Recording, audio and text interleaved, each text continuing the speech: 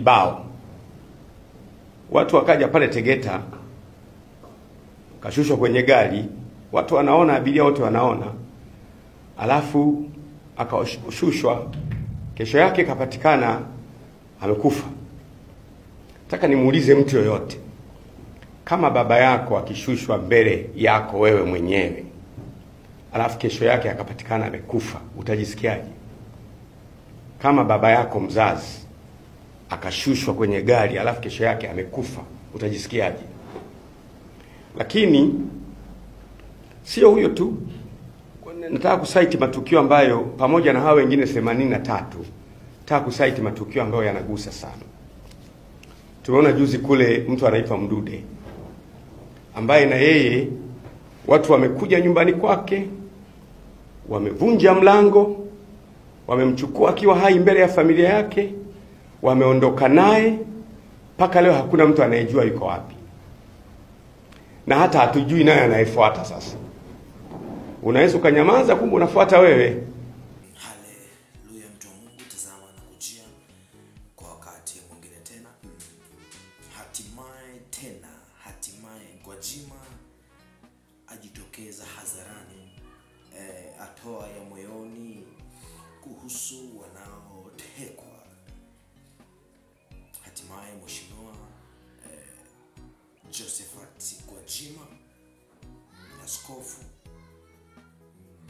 ajitokeza hadharani kutoa yaliyo moyoni kuhusiana na wanaotekwa.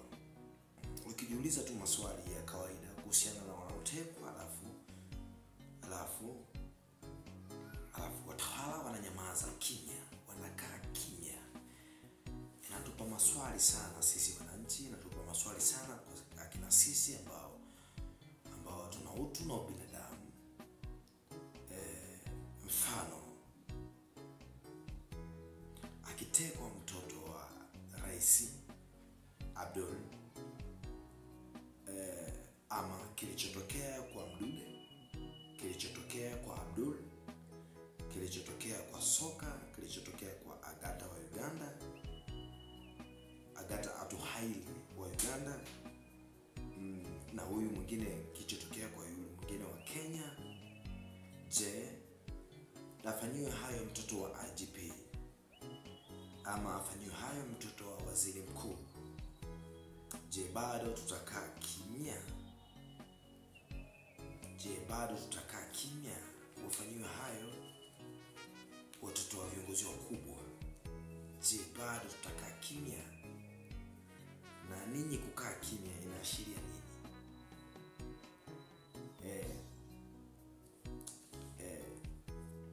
Katika utu na binadamu sema, tenda kile unachopenda kutendewa. Na mtoto wa mwenzio ni kama mtoto wako. Mzazi wa mwenzio ni kama mzazi wako. Mama wa mwenzio ni kama mama yako, na baba wa mwenzio ni kama baba yako. Sasa hii kitendo cha ukimya unaashiria nini? Na kutupa viulizo sana sisi, kwa sababu najua chakula hakiwezi kanoga kusikia huyu katekwa afu kimya, huyu katekwa afu kimya, nyoe hiki afu kimya, na nyoe hiki afu kimya. Na watu wakitokeza kuleta mageuzi fulani ya kwanza kumtafuta kwa kina, wanadhibitiwa. Sasa nyuma yupo nani? Nyuma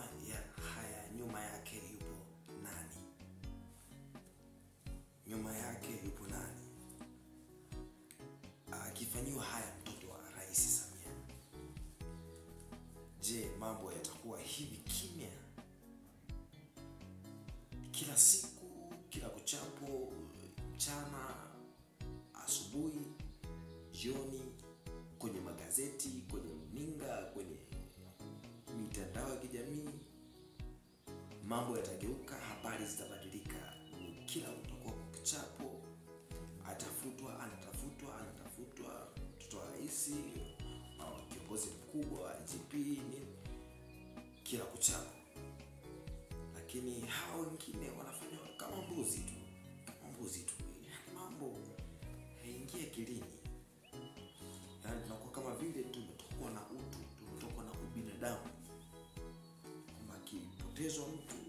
akipotezwa mtu yoyote, basi ni kama mbuzi tu. Ni kama mbuzi tu wa kafara. Hapana. Tusifike huko wanadamu, tusifike huko wananchi, tusifike huko government, tusifike huko watawala, tusifike huko.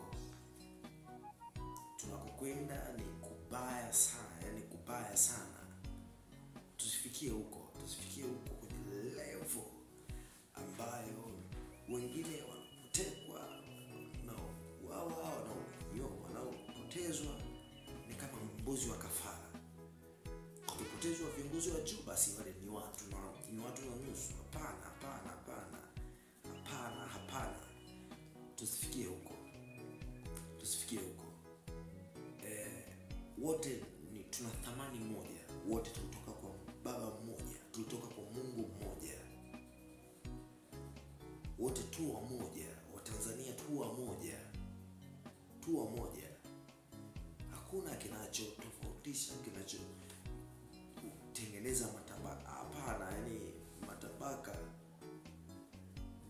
ni fahamu zetu tu zimeyatengeneza, ila kiuhalisia hatuna matabaka. Wote ni wamoja, wote tunavuta pumzi hewa moja, wote tunalala kitanda kimoja, wote tunaamka.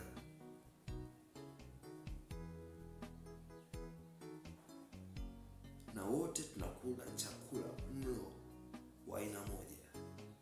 Haijalishi ni una hadhi gani, ila wote mlo ni aina moja. Wote ukiingiwa mdomoni lazima utafunwe. Na wote tunaenda uwanchoni. Sasa ifikia hatua tubadilike. Sasa ifikia hatua tupaze sauti, tuongee kwa sauti moja, mpaka wahusika wajue, wasikie, wawashwe masikio yao, wajue kabisa kwamba kilichofanyika unahitajika sana utu na ubinadamu. Haya mambo yakikaliwa kimya, na usije ukasubutu mtu ukasema usiongee, ongea waliyetaka, ni kwa sababu tu hajakukuta. Siku yakikukuta utatamani hata mtu atoke from nowhere aongelee jambo lako, akupazie sauti jambo lako, ili tu ionekane unahitaji msemaji. Hebu wanadamu tujifunze style hii, tujifunze namna hii ya kusemea watu wanaoumizwa, wanaumia, wanaotekwa, wanaouawa. Ukisema ukae kimya, haujui kesho ni zamu ya nani. Huenda kesho ni zamu yako na umenyamaza kimya. Je, wazani nani atakusemea ili hali kwa ya wengine ulinyamaza kimya? Tujifunze, tuwe na tabia hiyo, tuwe na namna hiyo, na tusishie tu kusema tutaombea. Kuombea amani ya nchi si vibaya kabisa, ni vizuri, ni jambo jema kabisa, ila kuongea na kunyamaza kimya ni wewe tu unaenda wazimu. Ombea, lakini pia ongea mambo yatakayofanya amani izidi kudumu. Ongea, kemea, karipia, kosoa mambo yatakayofanya amani ivurugwe, amani iharibike. Sasa ukisema unaombea tu, unanyamazia kimya mambo yanayofanya itakayofanya amani ivurugike. Unakaa kimya, hata kile ulichoombea ni wenda wazimu tu, ni kukosa maarifa tu. Lakini omba sana, ombea sana, lakini pia ongea sana, karibia sana, kemea sana waovu na maovu, mpaka waovu wenyewe wajue kabisa tunachofanya sicho. Na ikumbukwe, tenda kile unachopenda kutendewa, usitende kile usichopenda hata wewe kutendewa. Tenda kile ambacho unapenda hata mzazi wako atendewe, unapenda hata mama yako, baba yako atendewe. Tenda kile ambacho unapenda hata watoto wako, familia yako itendewe, ndugu zako atendewe.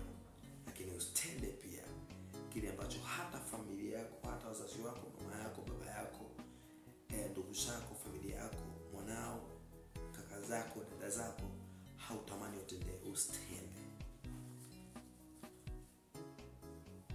kwa sababu mzazi wa mwenzio ni mzazi wako, ni kama mzazi wako.